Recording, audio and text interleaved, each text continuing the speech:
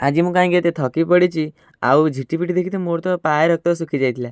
ତ hello hi ନମସ୍କାର, ମୁଁ ଆପଣଙ୍କର ପ୍ରିୟ ବଣ୍ଟି। ମୋର ଆଉ ଗୋଟେ ବ୍ଲଗ୍‌କୁ ଆପଣଙ୍କୁ ସ୍ୱାଗତ କରୁଛି। ସକାଳୁ ଆମେ ଦି ଭାଇ ଭଉଣୀ କାଳ ବିଳମ୍ବ ନ କରିକି ଛେଳିକୁ ଫାଷ୍ଟ ବାହାର କରିଦେଲୁ। ତେଣୁ ମା ତ ଏପଟେ ତାର ଅଣ୍ଡା ସିଝେଇବାରେ ଚାଲିଛି, କାରଣ ଅଣ୍ଡା କଷା ଯେହେତୁ କରିବ।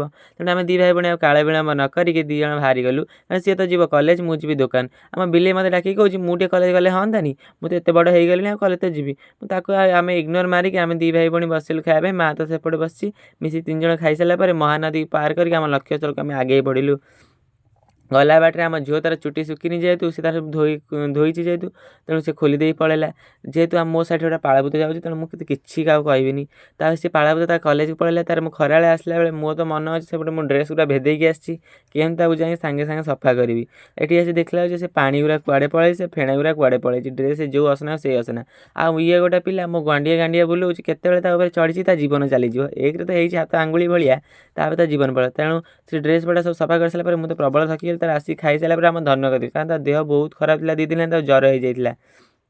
ତେଣୁ ତାକୁ ମୁଁ ବାଏ ବାଏ କରିକି ମୁଁ ପଳେଇ ଆସିଲି ଦୋକାନରେ ଆସିଲି। ତାର ସନ୍ଧ୍ୟାବେଳେ ଯାଇ ମୋମୋ ଟିକେ ଖାଇ ଦେଇକି ମା ତାରିଣୀ ହନୁମାନଙ୍କ ଦର୍ଶନ କରିଦେଲି ଯାଇକି, ଯେହେତୁ ମୁଁ ପଳେଇ ଆସିଥିଲି ଘରକୁ। ତାପରେ ମୋ ଚ୍ୟାନେଲକୁ ପ୍ଲିଜ୍ ସବସ୍କ୍ରାଇବ୍ କରିବେ। ଆଉ ମୁଁ ଯଦି ନୂଆ ହେଇଥିବେ ତ ସବସ୍କ୍ରାଇବ୍ କରିବେ, ଲାଇକ୍ଟେ କମେଣ୍ଟ ସେୟାରଟା ନିଶ୍ଚୟ